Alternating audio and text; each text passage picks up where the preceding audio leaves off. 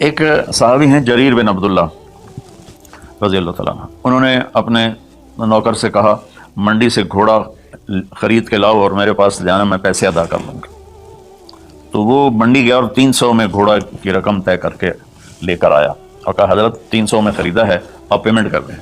جریر بن عبداللہ یمن کے شاہی خاندان سے تھے، انہوں نے وہ نسلوں کو پہچانتے تھے گھوڑے کی۔ انہوں نے ایسے دیکھا تو گھوڑا قیمتی تھا، مالک مکان کو، مالک گھوڑے کو بھی پتہ نہیں تھا، لیکن کسی کو دھوکہ نہیں دینا، یہ میرے نبی کا فرمان ان کے اندر گونج رہا تھا۔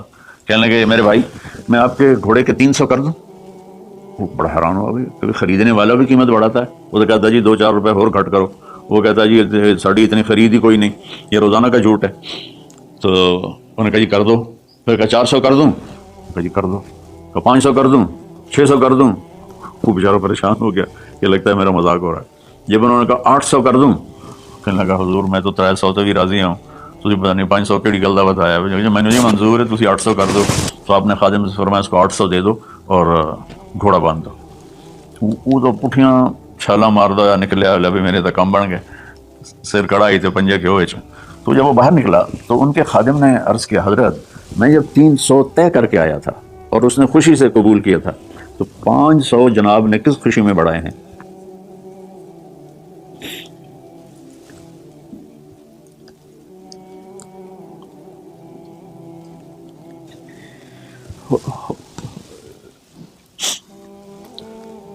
تو آپ نے فرمایا کہ میرے دوست اس کا گھوڑا 300 کا نہیں تھا، 800 کا تھا، اسے اپنے گھوڑے کی قیمت کا خود بھی پتہ نہیں تھا، تو میں 300 میں لیتا تو یہ دھوکہ ہوتا۔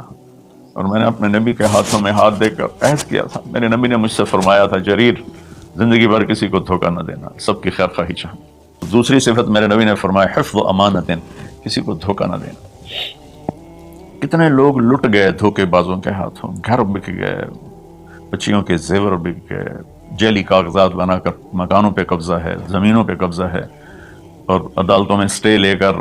دوسری صفت میرے نبی نے فرمایا حفظ و امانت ہے، آپ نے فرمایا یتب المؤمن علی الخصال کلھا الا الکذب والخیانہ، کہ میرا امتی ہر گناہ کر سکتا ہے، دو کبھی نہیں کرے گا، ایک دھوکہ کبھی نہیں دے گا، ایک جھوٹ کبھی نہیں بولے گا۔ تو آج رمضان کے مبارک مہینے میں 2 باتیں طے کر رہے ہیں، جھوٹ نہیں بولنا ہے، فراڈ نہیں کرنا ہے، دھوکہ نہیں دینا ہے، دیانتداری سے کام کرنا ہے۔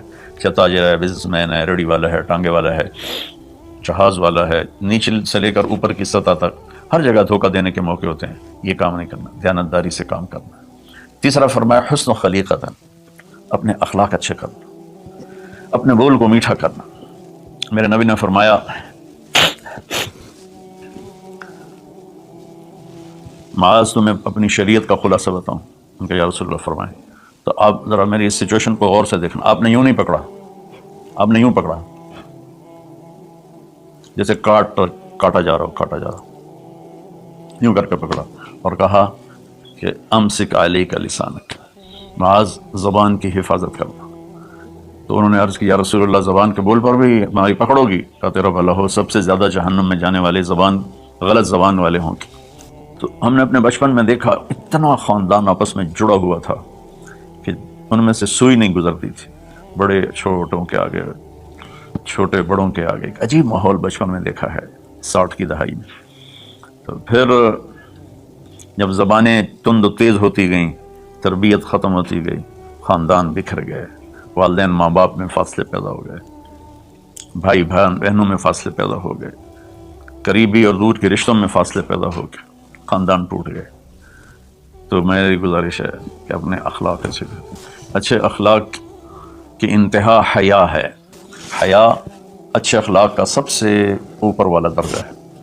حیا وہ حضرت عثمان رضی اللہ تعالیٰ عنہ، حضرت ابوبکر تشریف لائے، ہمارے نبی یوں کر کے بیٹھے تھے، یوں، یہ پنڈلی جو ہے نا ننگی تھی، تو ابوبکر تشریف لائے، باہر سے آواز دی کہ جی آ جاؤں، تو آپ نے کہا آ جاؤ، اب اسی طرح بیٹھے رہے۔ پھر حضرت اٹھ کے چلے گئے تو حضرت عمر رضی اللہ تعالیٰ عنہ علیہ الصلاۃ والسلام تشریف لائے، تو انہوں نے پوچھا یا رسول اللہ میں آ جاؤں؟ آپ نے کہا آ جاؤ، آپ ایسے ہی بیٹھے رہے جیسے آپ مجھے دیکھ رہے ہیں۔ آپ شلوار نہیں پہنتے تھے، دھوتی پہنتے تھے۔ تو تھوڑی دیر کے بعد باہر سے آواز آئی حضرت عثمان کی کہ یا رسول اللہ میں اندر آ جاؤں؟ حضرت عثمان رضی اللہ تعالیٰ عنہ تیسرے خلیفہ علیہ الصلاۃ والسلام، تو آپ نے اپنی چادر کو ایسے کیا اور یوں سیدھے ہو کر ایسے بیٹھ گئے۔ آپ نے کہا آ جاؤ، وہ آ گئے، تو جب وہ اٹھ کے چلے گئے تو ہم عائشہ رضی اللہ تعالیٰ عنہا علیہ السلام یہ سارا منظر دیکھ رہی تھی. تو آپ نے پوچھا یا رسول اللہ، تو میرے والد آئے آپ ویسے بیٹھے رہے، عمر آئے آپ ویسے بیٹھے رہے، جب عثمان آئے تو آپ نے کپڑا بھی ٹھیک کیا اور چوکڑی مار کے بیٹھ گئے، اس کی کیا وجہ ہے؟ کہا عائشہ عثمان بڑے حیا والا ہے، یہ اتنے حیا والا ہے کہ اس سے فرشتے بھی حیا کرتے ہیں، تو میں کیوں نہ کروں؟ اگر میں اس طرح ہوتا تو وہ مجھے دیکھ کے ویسے ہی واپس چلا جاتا، وہ ایسے حیا والا ہے. تو تیسری بات وہ ہے کہ ہمارے دلوں میں سب سے محبت سے رہنا سیکھیں، پیار سے رہنا سیکھیں، اپنے اخلاق کو ٹھیک کریں، زبان کا بول میٹھا، دل کا جذبہ سچا. تو اس اور حیا پاک نام، کبھی کسی غیر محرم پہ نظر پڑے تو آنکھ نیچے ہو جائے. اور اپنی بچیوں سے بھی کہتا ہوں کہ اپنے آپ کو کور کر کے چلو، تو حیا سے ایمان مکمل ہوتا ہے. اور چوتھی بات ہے عفت فی طعمۃ، کہ رزق حلال کمانا. رزق حلال کے بارے میں فرمایا امسا کالم بعمل یدہ امسا مغفور اللہ، جو صبح سے شام تک حلال کمانے میں تھکتا ہے اس کے اس دن کے سارے گناہ معاف ہو جاتے ہیں. میرے نبی نے فرمایا جس نے دنیا کو طلب کیا، من طلب الدنیا حلالا، رزق حلال، سعیا علی اہلہ، بچوں پر خرچ کرنے کے لیے، تعطفا علی جارہ، غریب پڑوسیوں پر خرچ کرنے کے لیے، استعفافا عن المسألہ، اور ہاتھ پھیلانے سے بچنے کے لیے.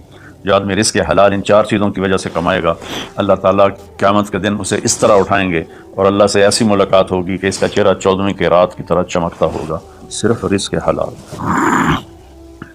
کئی گناہ ایسے ہیں جو عبادت سے معاف نہیں ہوتے، وہ رزق حلال میں تھکنے سے معاف ہوتے ہیں. سعد بن معاذ بیٹھے ہوئے تھے ایسے کر کے آپ کی محفل میں، تو آپ کی نظر پڑی ان کے ہاتھوں پر، ہتھیلی پر، تو اس میں نشان تھے. مزدور کسی چلاتے ہیں تو نشان پڑ جاتے ہیں. تو آپ نے کہا سعد یہ کیا ہے؟ کہ رسول اللہ مزدوری کرتا ہوں بچوں کے لیے اپنے باغ میں، تو وہ میرے ہاتھ سخت ہو گئے. تو آپ متوجہ تو ہوں گے انشاءاللہ. آپ نے ان کا ہاتھ پکڑا یہاں سے اور یہ دیکھیں ایسے بوسہ لیا، پھر کہا بچوں کو حلال کھلاتے ہوئے جو ہاتھ ایسا ہو جائے گا اس پہ جہنم کی آگ حرام ہو جائے گی. میرے نبی نے کہا سچا تاجر نبیوں کے ساتھ اٹھایا جائے گا، کیونکہ تجارت میں سچ بولنا روزانہ ذبح ہونا ہے. تاجر پہ جھوٹ سچ کا امتحان ہے. باقی اپنی زندگی میں بھی بھائیو رزق حرام سے بچو، رزق حلال کماؤ. حلال تھوڑا بھی برکت والا ہے اور حرام زیادہ بھی تباہ کر دیتا ہے. اپنی بات کو میں خلاصہ کر کے، سچ بولنا ہے، صدق و حدیث، جھوٹ نہیں بولنا. حفظ و امانت، دیانتداری سے کام کرنا ہے، دھوکہ نہیں دینا. حسن و خلیقت، اچھے اخلاق بنانے ہیں، حیا والا بننا ہے، میٹھے بول والا بننا ہے. عفت فی طعمۃ، رزق حلال کھانا ہے. اس کے بعد آنکھیں بند. پھر موت ایسا ہے اللہ کے رب ہونے کی قسم، یہ مرد یا عورت، اس کے لیے موت سب سے بہترین تحفہ ہوگا، بہترین تحفہ ہوگا کہ جب یہ اللہ کی بارگاہ میں جائے، اللہ اسے ہنس کے ملے گا، خوش ہو کے ملے گا، اور یہ اللہ کو خوش ہو کے ملے گا.